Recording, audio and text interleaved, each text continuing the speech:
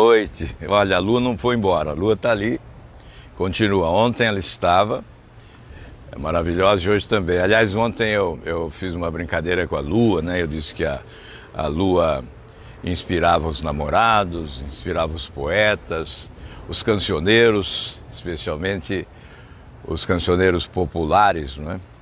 E alguém perguntou se eu tinha bebido. Aí o Paulo Kepler, que é meu amigo e chefe do meu gabinete, me mandou uma sugestão aqui, ó. O grande poeta Carlos Drummond de Andrade, ele diz aqui que eu tenho uma pequena imagem dele no meu gabinete, né, de trabalho, porque eu apresentei um projeto que foi aprovado, foi sancionado, que o Dia da Poesia, Dia Nacional da Poesia, é o dia 31 de outubro, né, o dia do Carlos Drummond de Andrade. Depois eu recebi um título de cidadão honorário, lá visitei o Museu Carlos Drummond de Andrade e tal. Mas o que o Paulo mandou é o seguinte, ele disse que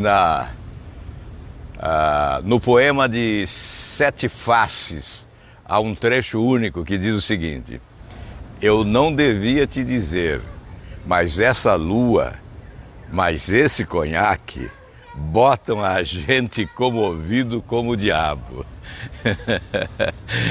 Na verdade, eu não tomei conhaque não, viu? O engraçadinho que entrou aqui ontem, para perguntar se eu tinha bebido, né? Não bebi não. Mas realmente a lua é belíssima, né? E eu quero hoje, Sexta-feira Santa, né, que é Dia do Perdão, a doutrina cristã nos ensina a perdoar, né? Aliás, eu digo sempre que quem não tem a capacidade de perdoar não tem o direito de ser perdoado. E o dia de hoje é um dia, para muitos, de solidão, né, de recolhimento, de reflexão. E Cristo, lá do alto da dolorosa cruz, quando dava o último suspiro antes de morrer, perdoou. Disse: Pai, perdoai-os, eles não sabem o que fazem. Nós também devemos, no dia de hoje, aprender a lição do perdão. E devemos perdoar aqueles que muitas vezes nos machucam porque não sabem o que fazem. Quantas vezes somos machucados, nos consideramos injustiçados, agredidos impiedosamente? Perdoemos, até para que possamos ser também perdoados. E a Páscoa é a passagem, né? E nós estamos de passagem. Estamos de passagem nessa vida, mas a história nos mostra muitas passagens. Os judeus na busca da Terra Prometida, atravessando o Mar Vermelho, e tantas outras passagens que nós poderíamos hoje relembrar que a história registra, né? Páscoa é passagem, é renascimento. Vamos renascer para a vida de responsabilidade pública, já que somos desta atividade. Esta tem sido a minha vida, né? Então eu tenho que fazer esta abordagem. Desejando desde já uma ótima Páscoa a todos, vou aproveitar esse momento, né, aqui nesse cenário maravilhoso de uma lua que realmente é magistral, é uma lua magistral.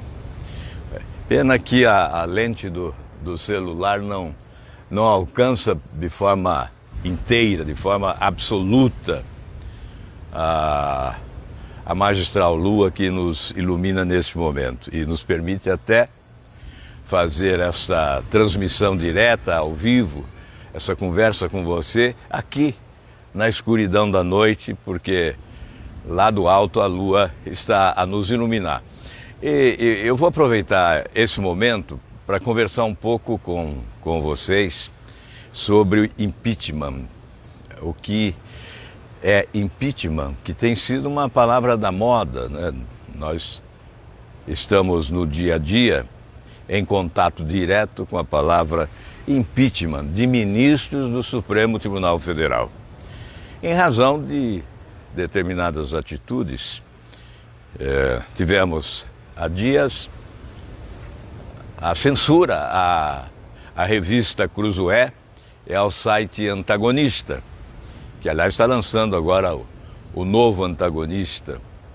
Depois da repercussão enorme, certamente o Antagonista obteve mais adeptos. E depois disso também há um inquérito. Há um inquérito para investigar internautas, as pessoas que fazem críticas nas redes sociais e atingem o Supremo Tribunal Federal. Olha, o que desgasta a imagem da instituição não é a crítica que alguém possa formular, é o comportamento que se adota no interior desta instituição.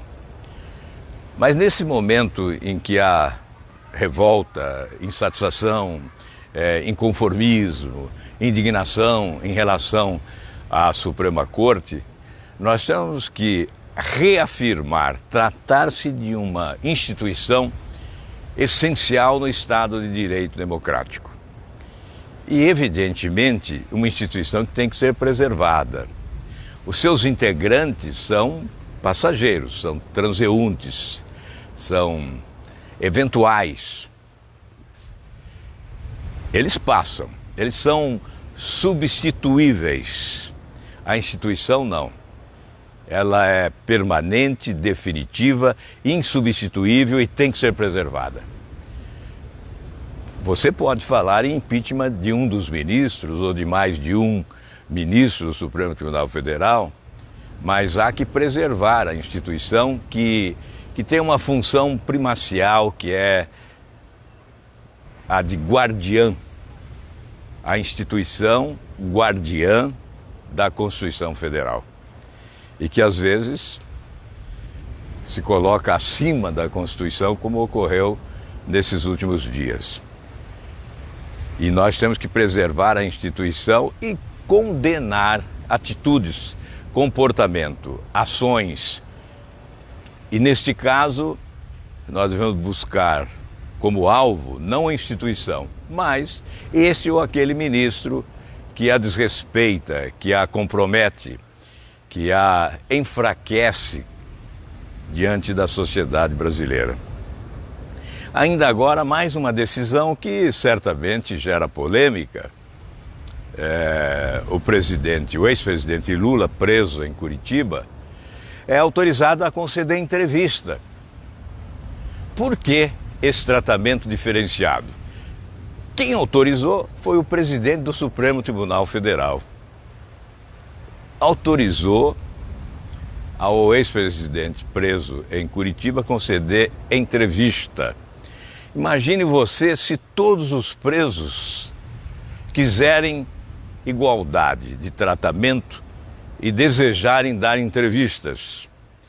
Os presos da Operação Lava Jato, por exemplo, nós temos ex-governadores, temos ex-ministros, temos ex-deputados presos, porque perderam o foro privilegiado e foram presos. Então imagine você se todos reivindicarem esta prerrogativa concedida ao ex-presidente e conceder a entrevista. Aliás, se fosse para dizer a verdade, até que seria bom, né? Se fosse para confessar os crimes praticados, né? Até que não seria mal. Mas é para tergiversar, é para mistificar, é para escamotear a verdade, é para enrolar a todos nós brasileiros. Nesse caso específico, pontual, há um objetivo que você que é inteligente me acompanha aqui, porque, olha, 99,9% dos que me acompanham são inteligentes, né? De vez em quando aparece um, como aquele que perguntou se eu tinha bebido, que é um idiota, mas isso é uma exceção, né? Uma exceção insignificante, irrelevante, né? Então, você é inteligente e sabe que já há bom tempo há uma estratégia deliberada que tem por objetivo convencer as pessoas e convencer o mundo de que trata-se de preso político, que o ex-presidente é um preso político. Nada disso. Isso é um escárnio, é uma afronta à nossa inteligência. É uma afronta à sua inteligência, é uma afronta à inteligência das pessoas que me acompanham neste momento, porque são pessoas lúcidas. Se estão perdendo o tempo, eu não considero perder o tempo, mas é a forma de se expressar. Se estão perdendo ou estão gastando tempo para ouvir um político falar como agora, é porque é uma pessoa lúcida, uma pessoa inteligente, que sabe que é preciso sim fiscalizar a ação de todos nós que estamos na política. Conhecer o nosso comportamento, as nossas ideias, o que pensamos, para não fazer escolha equivocada no processo eleitoral. O que ocorre muitas vezes é que se faz uma escolha equivocada exatamente porque não se acompanha, porque não há esse interesse de acompanhar. Então eu estou dizendo para você que há uma estratégia deliberada, arquitetada, de certa forma até inteligentemente, com o objetivo de transformar um preso corrupto, que foi o chefe de uma organização criminosa, segundo o Ministério Público, que comandou uma verdadeira quadrilha que assaltou os cofres públicos do país, querem transformá-lo no preso político, a ser homenageado todos os dias. Chegam ao absurdo de propor o seu nome como para o Prêmio Nobel da Paz. Eu considero isso assim, uma ofensa ao Brasil, uma ofensa aos brasileiros de bem, uma bofetada nas nossas instituições. É como se nós não tivéssemos lei desse país, é como se nós vivêssemos aqui sob a égide da lei da selva. Não há Constituição, não há lei, não há Estado de Direito, não há processo democrático. Por quê fazer isso com o Brasil? Trata-se de ofender a nacionalidade. Todos os brasileiros conscientes são ofendidos com uma atitude desta natureza. Porque isso é parte da estratégia. Vamos propor o nome. Não tem chance, mas é notícia. Notícia internacional. Propõe-se o nome para essa competição do Prêmio Nobel da Paz. Que ridículo. E ofensivo. Uma afronta às instituições que compõem a organização social e política do nosso país. Infelizmente, nós somos obrigados a suportar esse tipo de agressão à nossa inteligência. Não há como fugir disso. Mas é uma estratégia pretensiosa, deliberada, arquitetada com esse objetivo, de transformar um preso comum, preso por corrupção, por lavagem de dinheiro, por formação de quadrilha, em preso político. O Brasil não vai admitir isso, não vai aceitar isso. Mas eu disse que ia falar sobre a questão do impeachment, né? Como é que é o procedimento? Há a possibilidade de qualquer cidadão propor o impeachment de um ministro do Supremo Tribunal Federal. Isso tem acontecido até como rotina. Chegam ao Senado Federal muitos pedidos de impeachment de ministros do Supremo Tribunal Federal. O mais expressivo e recente foi do jurista Modesto Carvalhosa, que elencou 32 razões para pedir o impeachment do ministro do Supremo Tribunal Federal, Gilmar Mendes. Há outros pedidos de impeachment aguardando deliberação do presidente do Senado. É este o procedimento. O regimento determina que um pedido de impeachment é protocolado na Secretaria-Geral da Mesa do Senado Federal. E cabe ao presidente do Senado, hoje Davi Alcolumbre, decidir sobre a procedência ou improcedência do pedido de impeachment.